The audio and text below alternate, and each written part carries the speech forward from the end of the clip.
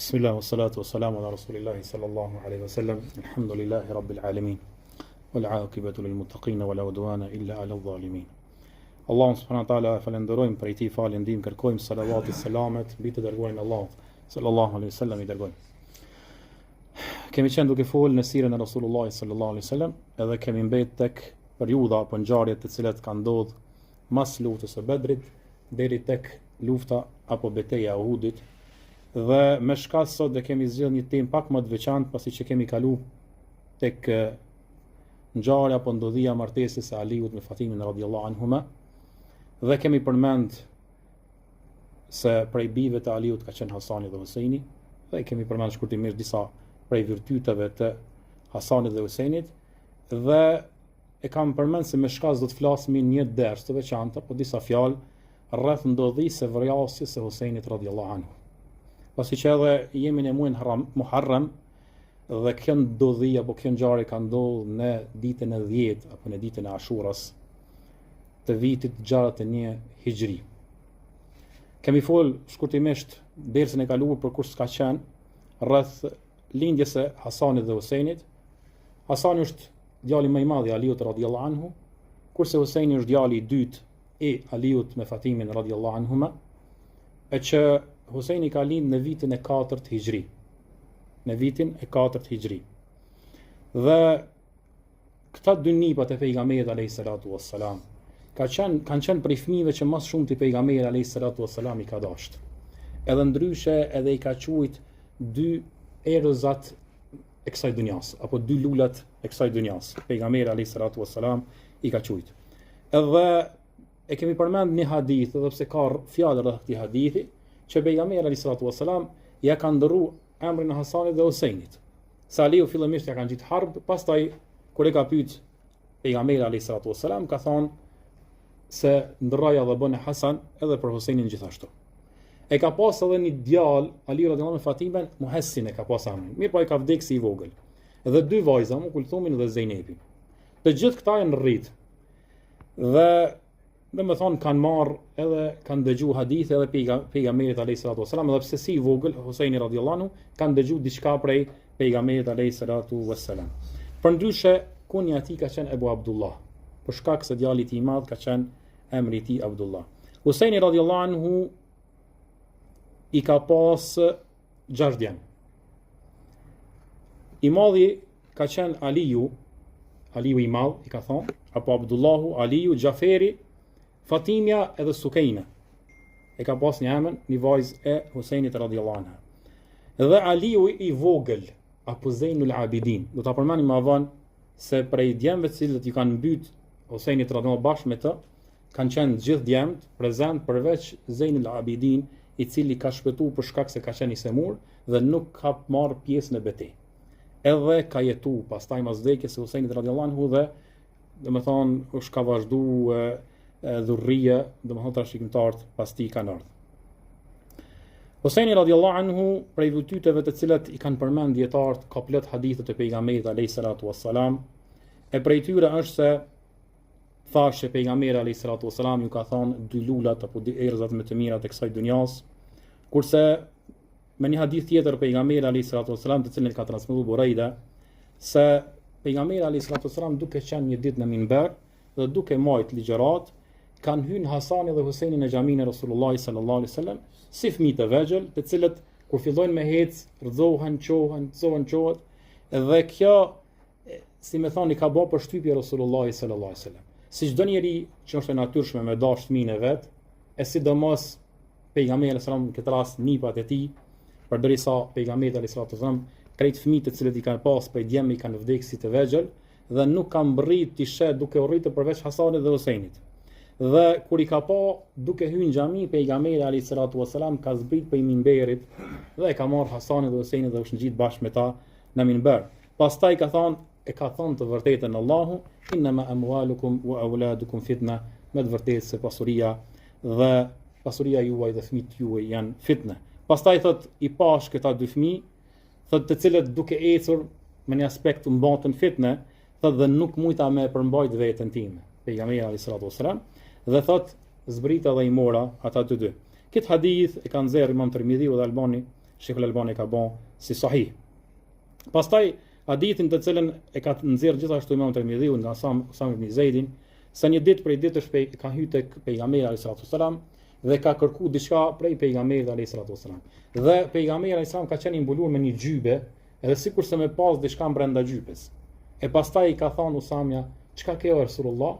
E ka zbulu dhe ka pas me prehrin e tij të ulur Hasanin dhe Huseinin. Dhe hadithi i cili është i njohur që pejgamberi alayhis salam një ditë prej ditësh duke qenë në shtëpinë e tij apo duke qenë në xhami, ju është afru Hasani dhe Huseini dhe i ka fut në gjyben e tij. Pastaj është afru Fatimja dhe e ka fut gjithashtu në gjyben e tij, i ka mbulu me gjyben e tij. Dhe gjithashtu ka ardhur Aliu dhe i ka fut prap edhe Aliun radhiyallahu anhu në gjyben e tij. E pastaj pejgamberi sallallahu alaihi wasallam ka thënë inna ma yuridu Allahu liyudhhiba ankum ridsa ahli albayt wa yutahhirakum tathhira. Ka thënë Allahu xhalla xhelalu dëshiron që prej juve familja ime t'ju largon të keqen nga ju dhe t'ju pastroj juve. Dhe kjo aludon se këta kanë qenë njerëz të afërt që i ka dashur shumë pejgamberi alayhi salatu wassalam, e prej tyre Hasanin dhe Huseinin. Pastaj prej fjalëve të cilat kanë fol edhe fjalë miradije shumë prej sahabeve, e që nështë me fol gjatë e gjërë për virtytet e Hasanit dhe Huseinit, ndoshta duhet me fol ligjerata, mirë po na vetëm si kalimthi po i përmenim, prej tyre dhe është fjala dhe Amr ibn Asit radhiyallahu anhu, i cili ka qenë i ulur një ditë në Qabe dhe ka kalu pranë tij Huseini radhiyallahu anhu dhe i ka thonë hadha ahabbu ahlul ardi ila ahli as-sama. Për Huseinin ka thonë ky është njeri më i dashur në mesin e njerëzve në tokë, në praninë e banorëve të qiellit. Domethënë, është njeri më i dashur tek banorët e qiellit. Mirë po, ajo çka na do të flasim sot, ka të bëjë me ngjarjen e Kerbelas apo Kerbelas. Është një vend atje në Kufe që ka ndodhur edhe vrasja apo shahidllëku i Huseinit radhiyallahu anhu. Pas vrasjes së Aliut radhiyallahu anhu, besën për khalife ja kanë dhënë Hasanit radhiyallahu anhu, i cili ka qenë djali i madh i Aliut radhiyallahu anhu. Mirë po Hasani, si një njeri me virtytet e larta, pasi që kanë qenë prezent atyre ngjarjeve dhe fitnave që kanë ndodhur mesin e sahabeve, ka dashur me i bashku safat e muslimanëve.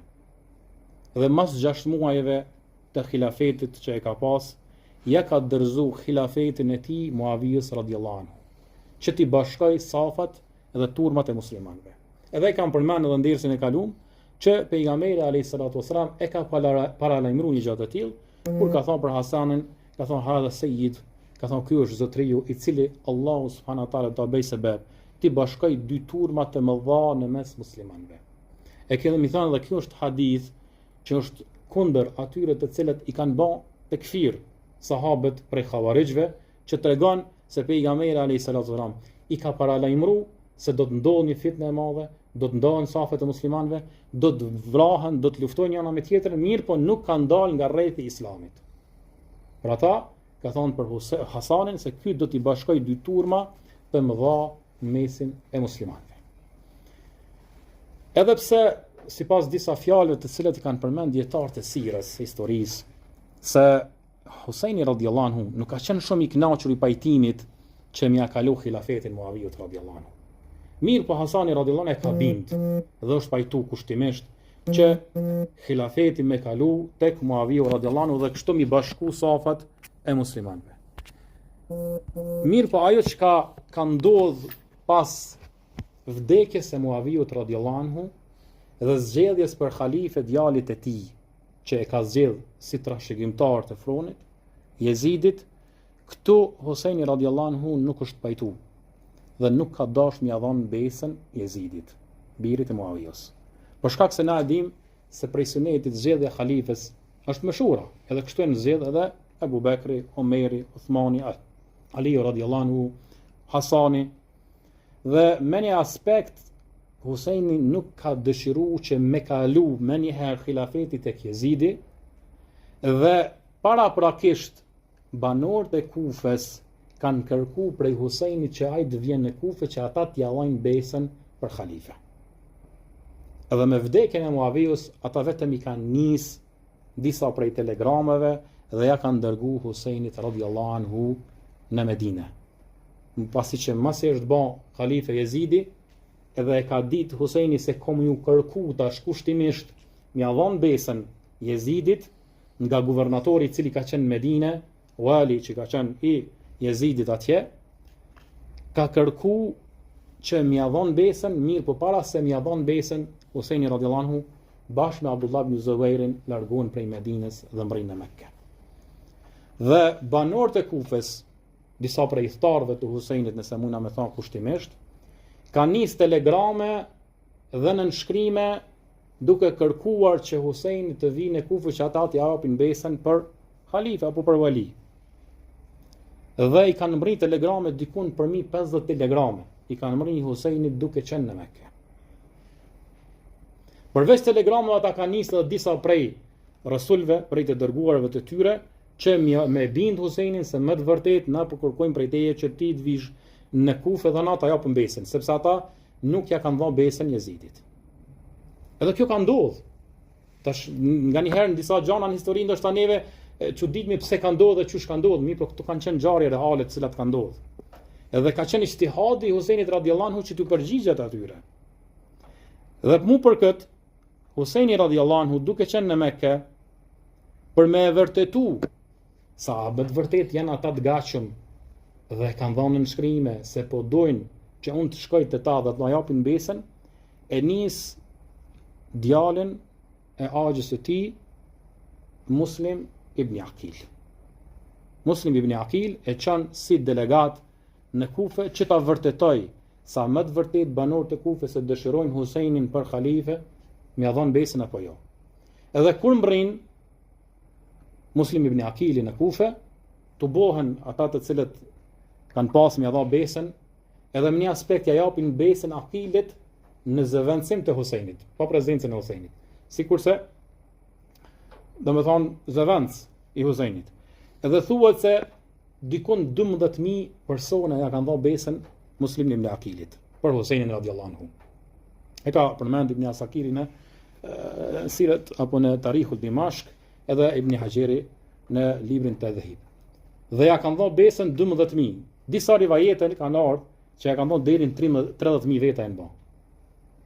Edhe e ka nis pastaj një telegram, një mesazh, një letër Muslim ibn Aqili Husajnit se lajmi ajo për të cilën është përfol dhe kanë ardhur telegramet është të vërtetë. Edhe në momentin që të mbërrin ty ky telegram, kjo letër niso. Dhe Husajni radhiyallahu anhu duke qenë në Mekke në ditën e 8 të Dhulhijhes, që quhen ditët e Tarwijes, një ditë para Arafatit, Husajni I merr familjen e tij, familjen e madhe, cilën e kishte xhaxher, djemt të Axhës, djemt të vllaznit, domethënë djemt të Hasanit, djemt të Aqilit dhe të gjithë farafisin që e kishte për rrethën familja e madhe dhe niset për në Kufë. Mirë po para se me dal prej Mekkes, Husajnin radhiyallahu anhu e ndalin disa prej sahabëve dhe e këshillojnë, duke e ditë se sahabët kanë qenë të mençur dhe kanë pas urtësi. I kanë ditë ngjarjet të cilat kanë ndodhur paraprakisht. Nuk pa them se Husajni s'ka qenë prej të mençurve dhe prej atyre që kanë pas urtësi. Mirë po ka qenë edhe ijtihadi I tij. Mirë po disa prej dietarëve, njëra prej shkaqeve se pse ka shpejtu Husajni me dal prej Mekkes, kanë thonë se Husajni e ka ditë se ka mu detyru m'ia dhon besën Jezidit duke qenë në Mekke. Dhe është frigu se mos po derdhet gjakun e Mekke. Mos po bëhet luftë. Edhe ka thonë, më mirë le të ndodh, çka të ndodh në fitnë në Kufë se më ndodh në Mekke, në Haram. Edhe bindja që I ka ardhur pastaj prej Muslimit në Aqilit, se më të vërtet njerëzit duke ta jap besën, lajmi është I vërtet, me një aspekt e kanë ditë të obligueshme që të del edhe të shkojë për në Kufë. Dhe këtu pastaj e pengojnë apo dalin në rrugë dhe këshillojnë që mos shkojnë në Kufë prej tyre edhe Abdullah ibn Abbasi. Saqë është përmend në transmetime që Abdullah ibn Abbasi ka thonë, vallahi sikur mos na kishin shah njerëzit, edhe mos kishin fjalë të rënda, kisha kap për flok, edhe të kisha ndalë mos më shkon në Kufë.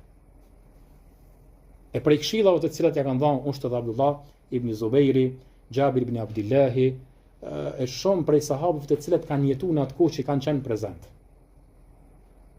Edhe ja kanë tërheq vërejtin se je duke shku tek një vend, tek një popull të cilët janë tradhtar. Ata ta kanë tradhtu babën tonë, ta kanë myt. Në Kufë është myt Ali radhiyallahu anhu.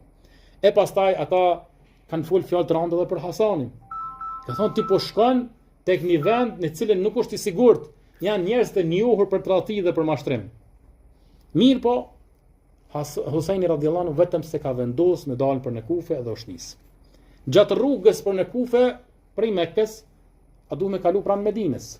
Kur kanë dëgju Abdullah ibn Umeri, që ka qenë shejhu i sahabëve në atë kohë, sepse sahabët e mëdhaj vetëm se kanë hecë, kurse kanë mbet sahabët e vegjël, e prej tyre në atë kohë pastaj ka qenë Abdullah ibn Umeri prej më të mëdhajve, ka dalë edhe e ka ndjek Huseinin derisa ka zatit rrugës dhe e ka këshillu që mos më shkon Kufë. Veç asaj ka thonë, nëse shkon Kufë dhe ke vendosur veç me shkon Kufë, shko vetë, ama mos e merr familjen, se kimi rënë sprov, se e ka ditë për afërsisht se çka ka më ndodh. Thot edhe ja ka dhënë lam të mirën, pasi që e ka pasur Huseini vetëm ka vendos, edhe nuk kthehet mbrapa, ja ka dhënë lam të mirën Abdullah ibn Umeri sikurse një njeri që komu vra. Kështu shpërmend për çfarë. Sikurse një njeri që komu vra sigurt e ka ditë, ja ka dhënë domosdoshmë lam të mirën. Në Kufë ka qenë guvernator Ubejdullah ibn Ziyadi.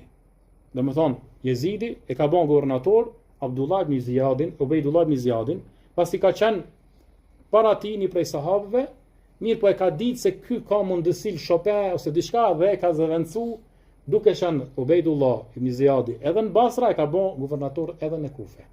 Dhe ku i kanë mri lajmet se Huseini vetëm u shnis për në Kufë, ja ka tërheq vërejtjen, mirë po ajo çka ka kërku prej Ubejdullah ibn Yazidit, Ubejdullah ibn Ziyadit, Yazid ibn Muawiya ka qenë vetëm me ndalu Huseinin, që mos më ia dhon njerëzit besën. Sepse e ka llogaritë që e çon safat e muslimanëve, prish khilafetin e tij, nuk ka qenë interes pushteti. Mirë po nuk ka kërku asnjëherë, edhe nuk vërtetohet në asnjë fjalë, në asnjë tekst, as me isharet që ka bën Yazidi se me mbyt Ubejdullah, me mbyt Huseinin radhiyallahu anhu.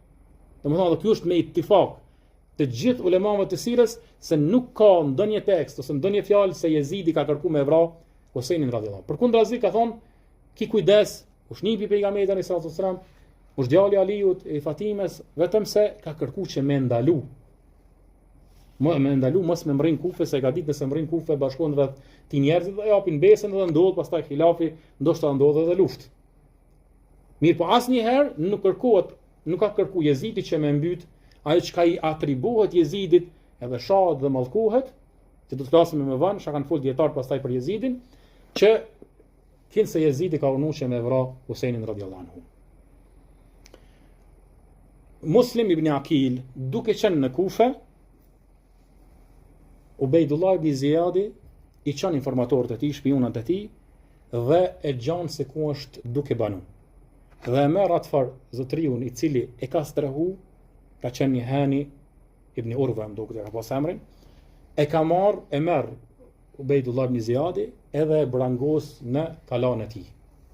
Dhe kështu detyrohet Muslim ibn Aqili bashkë me ata të cilët ja kishin dhënë besën, disa prej ushtarëve, dikun përmendën ja 4000 veta dhe rrethojnë pallatin e Ubejdullah ibn Ziyadit. Amo këtu ndodh pastaj çarja. Edhe këtu ndodh ajo tradhtia që e kanë bën edhe Muslim ibn Aqilit edhe Huseinit radhiyallahu anhu.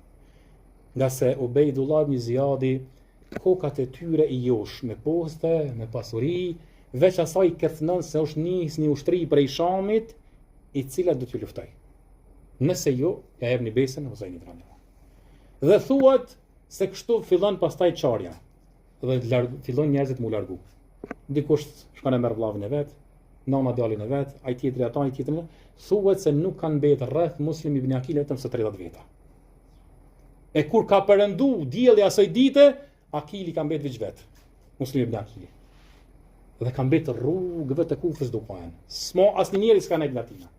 Edhe e ka pa këtu Muslim ibn Aqil se u shtratu. Edhe u shmashtru. Dhe në rrugët e Kufës se ka godit një derë, ka trokit një derë dhe ka kërku prej një gruës ujë me i dhënë. Edhe ajo e ka strehu, mirë po thuhet se djali i saj e ka shpionu tek Ubejdullah ibn Ziyad. E ka qenë ushtrin e rrethkojnë Muslim ibn Aqilin dhe e marrin, e arrestojnë edhe e çojnë tek Ubejdullah ibn Ziyadi në pallat. Edhe normal, tash një njeri i cili ka hy edhe u shqu kundra një shtetit, kundra një guvernatorit, adën ka llogarit si të rebelum Muslim ibn Aqilin, Ubejdullah ibn Ziyadi. Edhe nuk ka prit diçka përveç se vdekja. Mirë po i ka thonë akid ndonjë mesazh, ndonjë hamanet me la.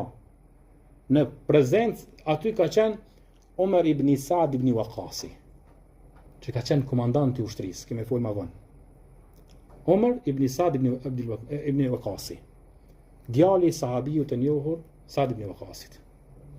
Dhe i ka thonë nuk po shoh dikun që kam afër, më të afër nga gjaku përveç Omer ibn Saadit. Thotë dhe këti po ja jap thot një mesazh, fjalon një amanet. Çfarë amaneti lën Muslim ibn Aqili?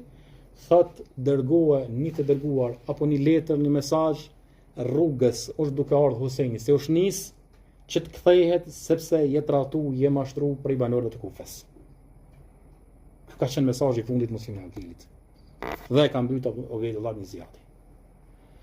Mirë po, mesazhi apo ky telegram i mbrin shumë vonë Husajnit radhiyallahu anhu, duke hy gatin e Kufe. I mbrin lajmi se banorët e Kufës kanë tratu, ta kanë kthy shpinën, e kanë mbyt Muslim ibn Aqilin e kështu me radhë. Edhe Husajni radhiyallahu anhu këtu pastaj konsultohet me djemt e Aqilit, me djemt e Hasanit dhe ata të cilët ishin për rreth tij, që dikun kanë thënë dietarët janë dikun 70 veta, prej burrave të familjes së Husajnit radhiyallahu anhu. Dikun 70 veta. Me gra e me fëmijë me krejt. Mirë po, djemt e Aqilit pasi që ndëgjojnë se vetëm është vra vlla i tyre, Muslimi, edhe kërkojnë tash muhakmer, e bindin Husajnin që me vazhdu rrugën. Mirë po, Ubejdullah ibn Ziyadi e çon një serije, e çon një grup të ushtarëve në krye me Hur ibn Ziyad, ibn Hur, emri i tij ka qenë Hur, i biri i Jezidit, po Jezidit jo ky Jezid ibn Muawiyes. Diku me nimi ushtar, që me përcjell gjendjen e Husajnit në vendin ku është. Dhe mos me la tash as më kthye, po as më hin Kufe. Edhe ky Hur ibn Jezidi shkon dhe takon Husajnin dhe e këshillon, veç asaj kur vjen koha namazit falet mas Husajnit radhiyallahu anhu si imam, sepse edhe Husajni nuk ka qenë qëllimi i tij na me der gjakun e muslimanëve, as nuk ka qenë qëllimi i tij lufta. Mirë po edhe ata të cilët kanë qenë sa do pak që kanë pas iman, edhe kanë njohur kadrin e sahabëve, mos flasmi për familjen e pejgamberit alayhis salatu wasalam, nuk kanë pas dëshirë me der gjakun e Husajnit radhiyallahu anhu. Mirë po Husajni radhiyallahu anhu vetëm ka ngul që me vazhdu rrugën, edhe kur mbrin në vendin e quajtur Kerbela, pyet si quhet ky vend, thonë Kerbela, e Husajni thotë më të vërtetë se ka karbon u bela. Me të vërtetë ky vend ka zemrim, hidhrim edhe bela. E pastaj Ubejdullah ibn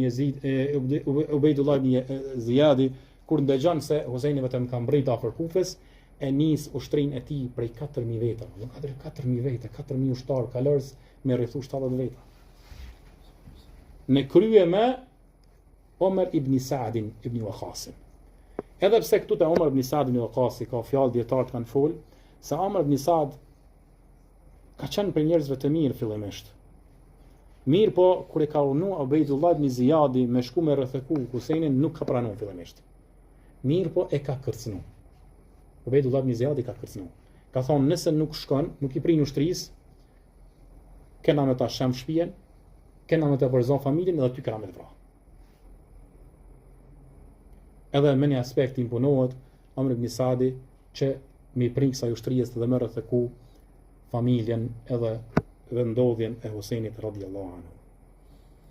Dhe këtu 4000 veta plus 1000 veta të cilët i kishin dërguar më herët, domethënë 5000 ushtar e rrethojnë Husajnin radhiyallahu anhu dhe Husajni radhiyallahu anhu kërkon një marrëveshje me Omer ibn Saadin që më ia tregon një mesazh Ubejdullah ibn Ziyadit që une ose po kthehem në Mekë, ose po vazhdoj rrugën dhe po shkoj në një vend ku ka xhihad, që kanë muslimanët fithugur prej thugurve, ose po shkoj në Sham dhe po takona me Jezidin. Mirë po Ubejdullah ibn Ziyadi, një keq, kriminal, sepse dietarët kanë folur edhe fjalë më të mëdha dhe edhe kanë mallku, e prej tyre ka fjalë transmetimi se vetë Jezidi e ka mallku Ubejdillah ibn Ziyadin, i cili ka qenë shaktar për vasin e Husajnit, thotë nuk pranon kërkesat e Husajnit, vetëm se m'ia dhon besën Ubejdullah ibn Ziyadit e pastaj këshyrëm se çfarë veprojnë. Mirë, po Husajni radhiyallahu nuk pranon. Nuk pranon një njeri i cili është nipi pejgamberit alayhis salam, e njeri shtyn mosh, m'ia dhon me djalit 23 vjeçar besën, a vën. E kush jeti, a vën me ta dhon ty besën. Nëse ka dhënë Jezidit atje që ka kërku Khalifi muslimanëve ta jap ty besën, a vën. Dhe këtu pastaj ka filluar ajo si më thon ajo xhelozia, ajo inati që Ubejdullah ibn Ziyadi ka kërku vetëm që t'i nënshtrohet gjykimit e tij. Dhe kanë kërku ushtarët që të dorëzohet Husajni radhiyallahu anhu, mirë po nuk ka pranuar Husajni radhiyallahu anhu asesi që dorëzohet. Edhe këtu pastaj ka filluar lufta, apo ka filluar ajo përleshja mes ushtarëve, edhe Husajnit dhe ata të cilët e kanë rrethekuar Husajnin radhiyallahu anhu, të cilët thuhet se kanë qenë 17 persona prej familjes së Husajnit kanë rënë shahid bashkë me Husajnin në këtë betejë, të cilët kanë qëndruar duke e mbrojtur Husajnin radhiyallahu anhu në ditën e 10 apo ditën e Ashuras të vitit 61 Hijri. Dhe i kanë vrarë apo i kanë mbyt njërin pas tjetrin derisa e kanë godit edhe Husajnin radhiyallahu ta'ala anhu.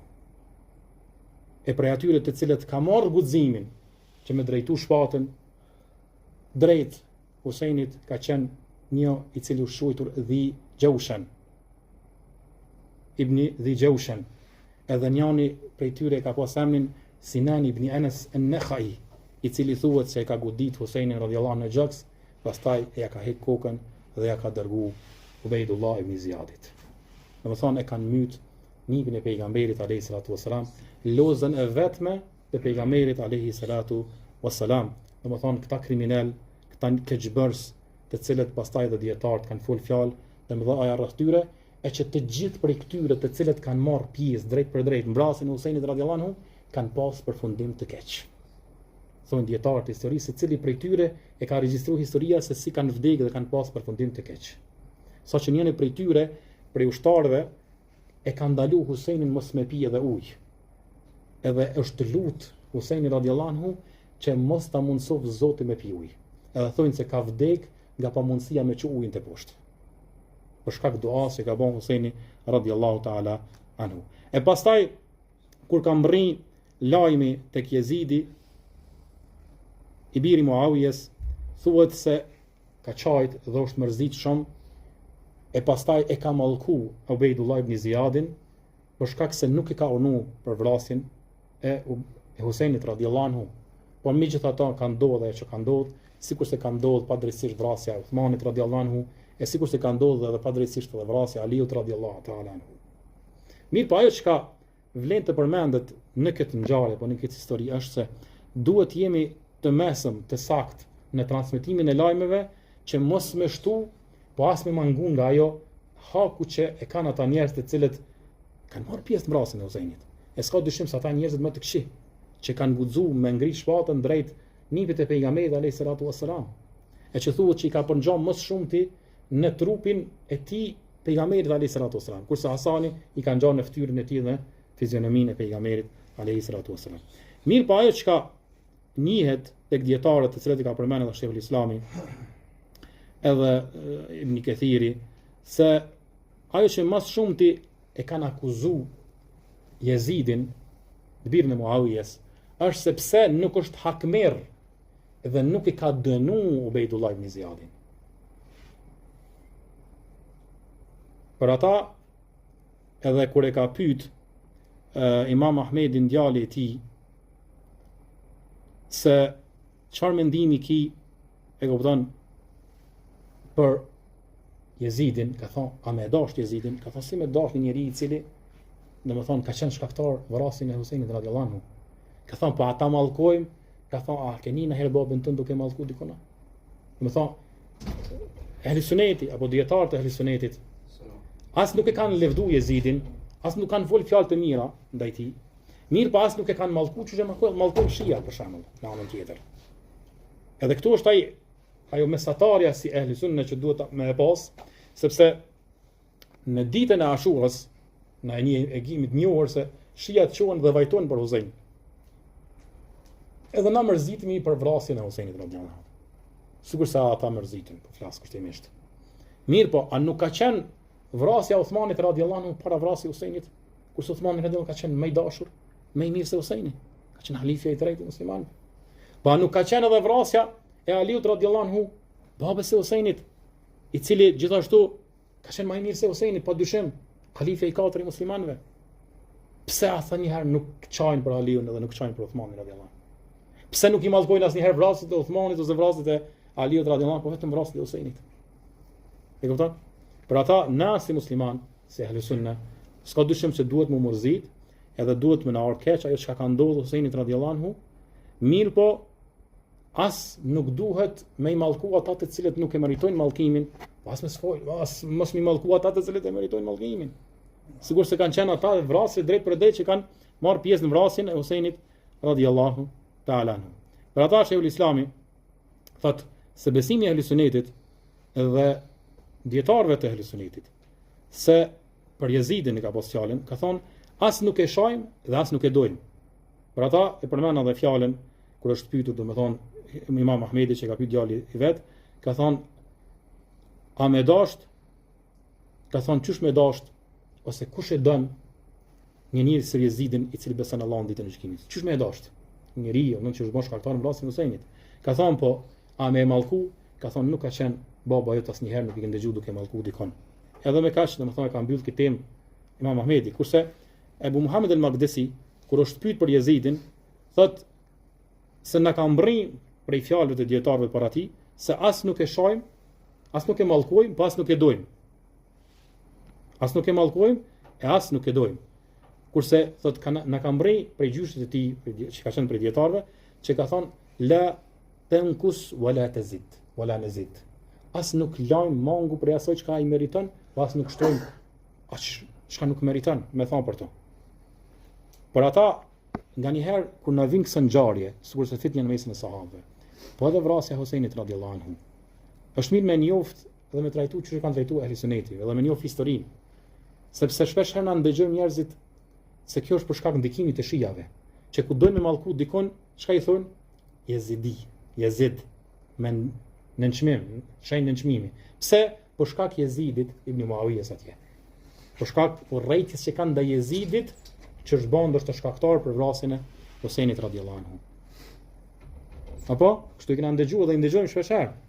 Mirë po ajo çka e mbyll më së miri këto ngjarje, këto tema që mos me ndiku dhe mos me i prek zemrat tona, që mos me pas ndikim të keq, as mendim të keq, as ndaj sahabëve, as ndaj këtyre rasteve, momenteve që janë prekse dhe janë të ndihshme për muslimanët, është ajo që kanë përgjigje, domethënë edhe dietarët e Ahlusunnetit, si Imam Ahmedi, Abdullah ibn Mubareku, Umar ibn Abdul Azizi, që është pyetur për sahabët dhe ndodhinë e sahabëve, që kanë thonë, tilka ummetun qad khalat.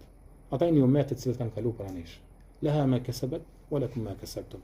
Atyre takon ajo që kanë bën dhe juve takon ato që keni vepruar dhe çfarë. Ula tusaluna ma kanu ya'malun. Dhe ata dhe ju nuk do të pyetni se çka kanë vepruar ata, se çka kanë bën ata.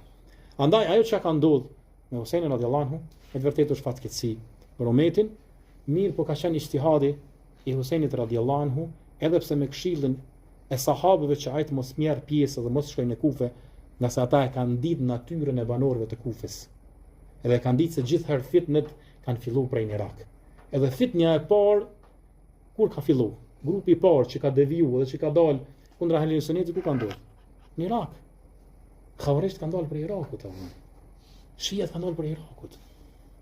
Ata të cilët janë bashkuar vrasjen e Uthmanit radhiyallahu anhu kanë dalë prej Irakut. Ali radhiyallahu anhu është vrarë në Irak. Gjithë domethënë fitnet kanë ndodhur prej banorëve të Irakut. Por ata e kanë njohur mentalitetin sahabët dhe e kanë këshilluar, mirë po ka ndodhur ajo çka ka qenë kader i Zotit, edhe ka qenë ijtihad i Huseinit radhiyallahu anhu, e që ka dashur Allahu subhanahu wa taala me marr prej shahidave, edhe me i dënu ata të cilët e kanë merituar dënimin dhe meritojnë dënimin, të cilët kanë çu shpatën kundra Huseinit radhiyallahu anhu dhe familjes së tij, e pastaj thuhet se e kanë përcjell familjen e Huseinit deri tek Jezidi në Sham dhe Jezidi i ka nderuar dhe është sjell mirë me ta, e pastaj ka përcjell ata për në Medinë të siguruar E që ma e sakta e asaj që flitet rreth trupit dhe kokës së Husajnit është se koka e tij është varrosur në Medinë, në Beqia, dhe jo as në Kufe, as në Egjipt, as atje që shpesh herë domosdoshmë shiat ndëgjojmë se më shumë se një varre ka Husajni ndotë. 2-3 varre bile. Dhe koka e tij herë thonë është varrosur në Egjipt, herë thonë dikush në Irak, herë dikur atje, mirë ma e sakta që është edhe që njihet është se koka e tij është varrosur domethënë në Medinë, në varrezat e Beqias. Radiallahu ta'ala anhu.